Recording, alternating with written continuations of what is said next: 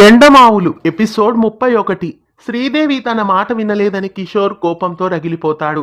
Accounts executive ను తీసుకొని బాలకృష్ణ గదికెళ్తాడు. బాలకృష్ణ సంతకాన్ని శ్రీదేవి ఫోర్జరీ చేసిందని నిందవేస్తాడు. బాలకృష్ణ తన సంతకాన్ని ఫోర్జరీ చేసి డబ్బులు కాజేసిందని ఆమెను గెంటేస్తాడు. అలా ఉద్యోగం నుండి శ్రీదేవిని తీసేస్తారు. తరువాత ఓ రోజు రమేష్ బాలకృష్ణకి పెళ్లి బట్టల్ని కొని బాలకృష్ణ ఇంటికి వస్తాడు. బాలకృష్ణ కోసం కొన్న పెళ్లి బట్టలున్న సూట్ కేసుని జాగ్రత్తగా చూస్తుండమని వెంట వచ్చిన పనివాడు గోపికి చెప్తాడు. మేడ మీద గదిలో ఉన్న బాలకృష్ణ దగ్గరికి వెళ్తాడు రమేష్. అతన్ని బాలకృష్ణ సాదరంగా ఆహ్వానిస్తాడు. తాను డిజైన్ చేసిన శుభలేఖని చూపిస్తూ నచ్చిందో లేదో చెప్పమని రమేష్ అడుగుతాడు. ఆ శుభలేఖని చూసి చాలా బాగుందని చెప్తాడు బాలకృష్ణ.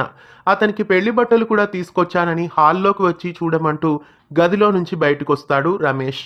ఆనందంగా అతన్ని అనుసరిస్తాడు బాలకృష్ణ. అతనితో సరదాగా మాట్లాడుతూ మెట్లు దిగుతున్న రమేష్ ఉన్నట్లుండి మేడ మెట్ల మీద నుండి జారి పడిపోతాడు. రమేష్ ఒంటి నుండి రక్తం చాలా కారిపోతుంది. వెంటనే బాలకృష్ణ ఆసుపత్రికి తరలిస్తారు. అంతలో అక్కడికి దాత్రి కూడా చేరుకుంటుంది. రమేష్ కి ఎలా ఉందంటూ ఆదుర్తగా డాక్టర్ని ప్రశ్నిస్తారు. రమేష్ కి ఏమీ కాలేదని చెప్పమంటూ చిన్నపిల్లాడిలా ఏడుస్తాడు బాలకృష్ణ. దాత్రి కూడా కన్నీళ్లు పెట్టుకుంటుంది. రమేష్ కి తలకి బాగా గాయమైందని, చెయ్యి కూడా ఫ్రాక్చర్ అయిందని డాక్టర్ చెప్తాడు. అతన్ని కంటికి రెప్పలా చూసుకోవాలని డాక్టర్ చెప్తాడు. రమేష్ కు జరిగిన ప్రమాదం గురించి తెలుసుకున్న సుప్రతిక తీవ్రమైన షాక్ కి గురవుతుంది.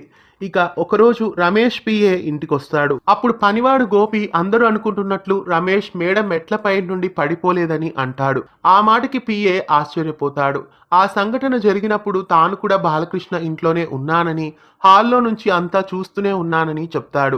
బాలకృష్ణతో మాట్లాడుతూ వెనక్కి అడుగులు వేస్తూ రమేష్ మెట్ల చివరికి వచ్చాడని అంటాడు. ఆ విషయాన్ని అతనితో బాలకృష్ణ చెప్పలేదని చెప్తాడు పిఏ. కావాలనే బాలకృష్ణే మెట్ల మీద నుండి రమేష్ ని తోసేశాడని గోపి చెప్తాడు. ఆ మాట వినగానే పిఏ ఒక్కసారిగా దిగ్భ్రాంతి చెందుతాడు.